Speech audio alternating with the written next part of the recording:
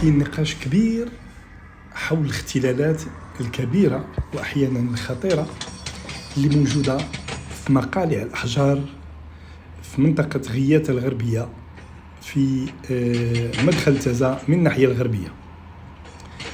وسائل الإعلام ومؤثرين ومروجين كيتكلموا على اكتشاف مقالع بدون ترخيص. هاد المقالع بدون ترخيص مسجلة في أسماء منتخبين وأعيان جماعات وكلهم كينتميوا للودامليل غياثة الغربية تابعة لإقليم تازا بالتأكيد. كيتكلموا أيضا الرأي العام على بعض الحوادث المميتة اللي عاشتها تلك المقالع، مقالع المرمر الرخام وخلفات وفيات ومعطوبين. وهذه المسألة تاخذ اهتمام الرأي العام وتحدثت عليها مجموعة من المنابر، لا سيما الحدث تيفي اللي بعثت بوفد صحفي ميداني وأنجز تقرير حول هذه المقالع. طبعا هاد المقالع اللي موجودين على الطريق الوطني ما بين تازا وفاس على بعد حوالي 30 كيلومتر على تازا، بعيدة بحوالي 15 كيلومتر على جماعة باب مرزوقة.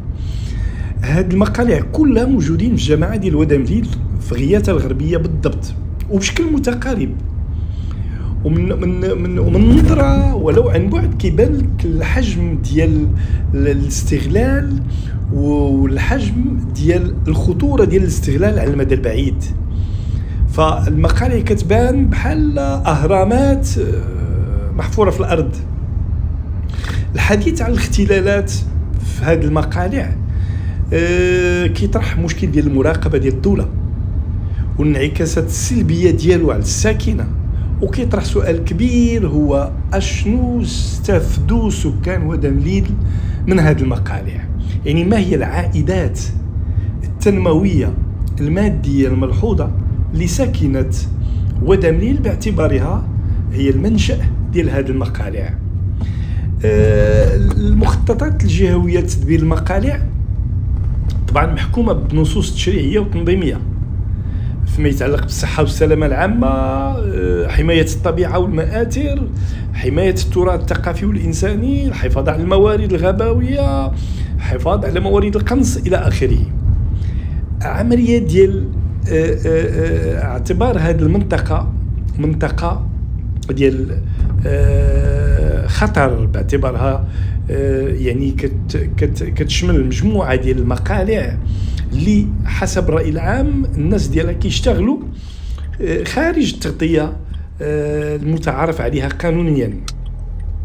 فمثلا الدخول والخروج مسموح، ما كاينش علامات كتنبه على انه كاين مسالك خاصة مؤدية لموقع الاستغلال، ما كاينش السياجة، ما كاينش علامات، ما كاينش تشوير. التجويفات يعني الحفر كتفوق احيانا 10 متر، وهذا الشيء غير مسموح به من الناحيه القانونيه، القوانين اللي كتضبط المقالع، الشيء اللي كيشكل خطر على المواطنين وعلى الحيوانات، وايضا عنده اضرار بيئيه خطيره كيتسبب فيها الاختلال. الراي العام كيتساءل على انه هذه الاحداث اللي كتوقع، مثلا هذه الاحداث اللي كتوقع وما كيتمش التبليغ عليها، شنو هي الاسباب؟ شكون الجهات اللي لمصلحتها هذا النوع من حجب هذا النوع من الاختلالات؟ لذلك السؤال اللي كيتطرح هو ما حجم الاستفادة ديال ساكنة ودامليل وكيف تنعكس المردودية المادية المرتفعة لهذه المقالع واللي كيجنوها طبعا الناس الكبار. شنو المردوديتهم؟ ماذا يستفيدون؟ كيفاش كتظهر النتائج ديال ديك المادة، ديك الثروة الباهظة التكلفة والإنتاج عليهم وعلى حياتهم وعلى أولادهم